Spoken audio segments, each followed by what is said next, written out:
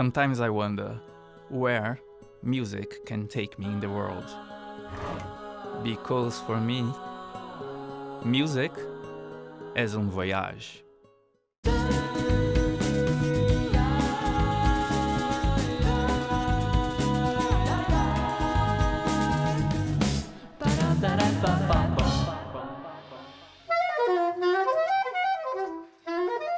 In this episode, I went to London to record my EP called The Enjoyner. During this process, I talked to two of the musicians who participated. The singer Nina Miranda, who told me things from her childhood in Brazil to her albums with the band Smoke City in England, and Drew Crawford, who was an inspiring supervisor during my master's degree in Australia and did the EP music production. We're in City University, which is in the heart of London, in Clerkenwell, in England. Yeah, but you're not originally from here. No, I'm Australian, and I moved to the UK just over 2 years ago to have an adventure. And I need to say that it's a pleasure to be here because we just finished recording some of my songs. We did. And you are producing with me. We started this process together 2 years ago or 3 years ago More in than Sydney. that, yes, yeah. I remember at a certain point you knew that better than myself. And you could see patterns that I couldn't see when I was writing.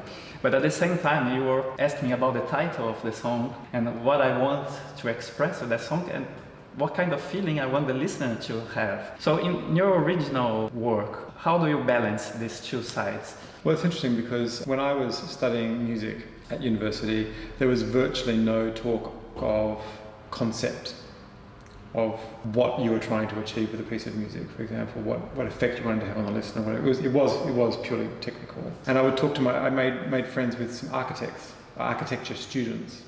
And they would talk about the fact that every week they would go into the studio, the architecture studio, with their model or their drawings or whatever, and they would face criticism, and they would be criticised. And if they didn't have a valid concept, if they hadn't used the concept to generate the ideas in the building or in the design, they were called out on that. And I kind of realised, as a creative person, I had spent my childhood acting in plays and writing stories and plays and films and drawing, and so the idea of thinking conceptually was very familiar to me, and it was almost absent from my musical education. And when I saw that in my architecture friends, the way they were being trained, I became even more aware that you had to be thinking about, what am I trying to achieve? What am I trying to do here? Sometimes you might be just trying to work out a technical problem, and sometimes you're like, oh, I want to create this experience for the listener. Whichever way you do, if you start with this, if you start with a technical thing, you still have to be aware of the effect that it's going to have, either on you or on somebody else. Otherwise, you don't really understand. All you know is that you've executed some kind of technical feat. Similarly, if I want to create this, you need to have the technique to be able to do it. So it's like, I'm about to use a metaphor that I've never used before, but it's possibly like, you see those bridges that are being built from two sides at the same time, and they have to meet up in the middle. You're building your technical knowledge and you're building your conceptual expertise, and when you're writing any piece of music, you're trying to marry them up so that they work together.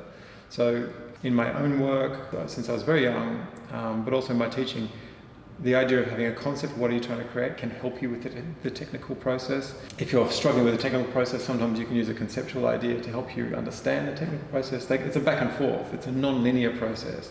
I think that's one of the trickiest things about any art form, but maybe music in particular, because it's a temporal art form, it happens in time, that it's a non-linear process. You don't sort of start writing at A and get to B.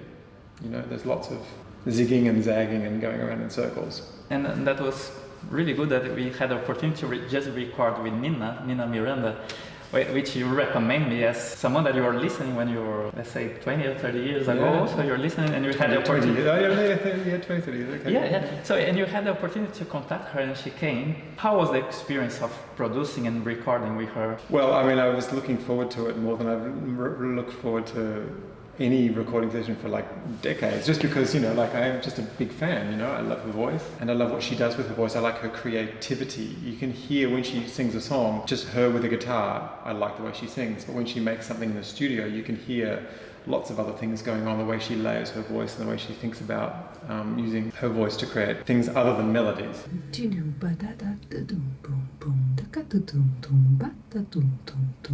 I was just excited to bring some of that creativity into that track, the two tracks that we were working on. I was just excited to, just because I like her music, I was just really excited to work with her. I mean, when I listened to her music for the last 20 years in Australia, there was no chance I was ever going to, happen across Nina Miranda, and it was wonderful that we got a chance to record with her. Nina, muito obrigado por me encontrar aqui em Londres e vir gravar minha música. Eu estou muito emocionado. Sim. E eu tô curioso, assim, há quanto tempo você está morando aqui em Londres? Bom, eu cheguei aqui com 8 anos e agora eu tô com 48 anos. Então, 40 anos. Ah, e daí você continuou indo muito pro Brasil? Você tem uma ligação ainda com o Brasil? Eu vou pro Brasil pelo menos uma vez por ano. O Brasil tá muito na minha mente, assim, é minha musa pra música. E vem muitos músicos brasileiros pra cá que eu acabo fazendo show com eles também, gravando aqui. Tem uma troca linda, assim, então mesmo quando eu não tô lá, parece que o Brasil vem pra mim. E por que você veio aqui? Você era tão Sim, eu vim ainda? Criança, meus pais se separaram. A minha mãe veio pra cá com eu e meus irmãos. E foi um choque cultural bem grande, assim. A sua mãe é inglesa e o seu pai brasileiro. E eu nasci lá. Tá, e naquele momento você já tinha algum contato com música? Eu amava ouvir música. Meus pais, os dois, ouvem muita música. E minha tia inglesa era DJ, ela mandava músicas novas para minha mãe. Então a gente ouvia muito do que tinha na Inglaterra. E também os dois amam rock and roll e jazz. Ouvi muitos Beatles, mas eu gostava de Noa Rosa e Carmen Miranda era minha ídola. É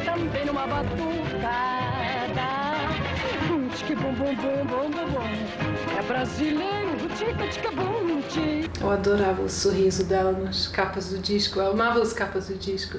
Então meu pai pintava, minha mãe pintava e sempre tinha música e eles tinham muita gente em casa para não exatamente festa, era conversas animadas.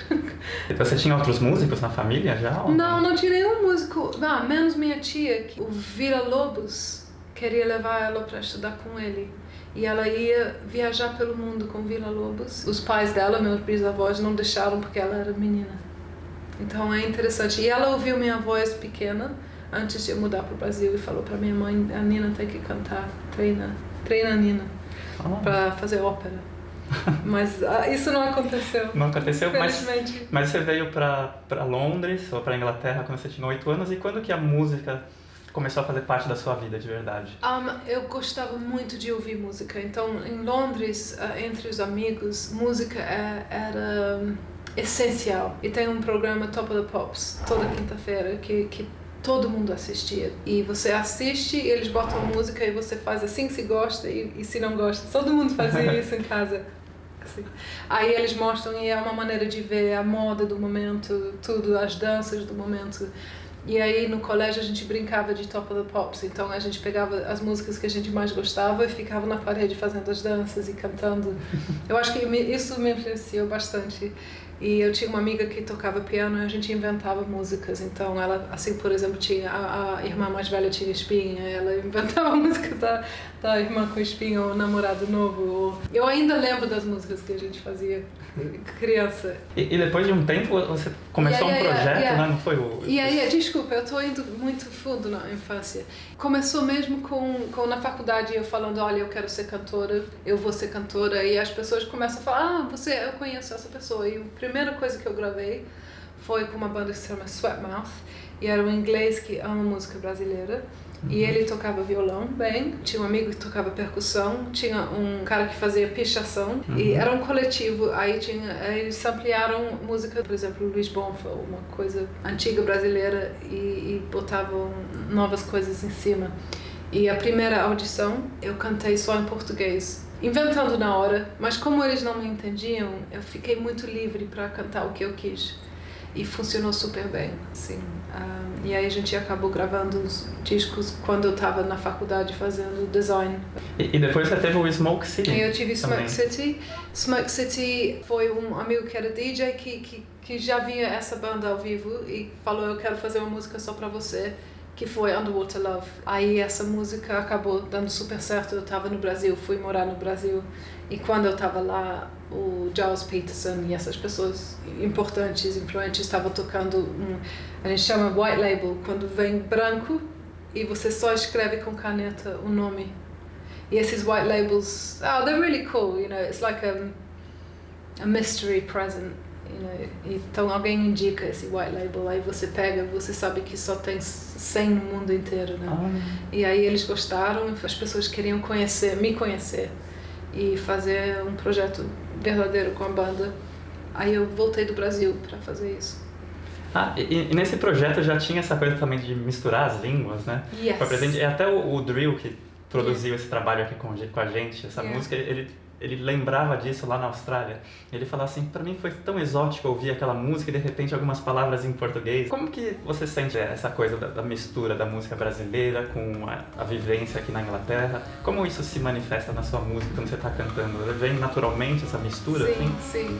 É quase uma esquizofrenia, né? Porque eu sou brasileira que está na Inglaterra e eu quero estar lá. Então é como se eu estou conversando com a Nina brasileira que conseguiu ficar lá. Então eu acho que é isso, assim, eu estou aqui em Londres, concreto, punks, não sei o que mais que está acontecendo, como é que está lá? Aí a Nina brasileira fala, estou aqui, tem um sol, né? Tem uns pássaros, tem um boto. That was fun.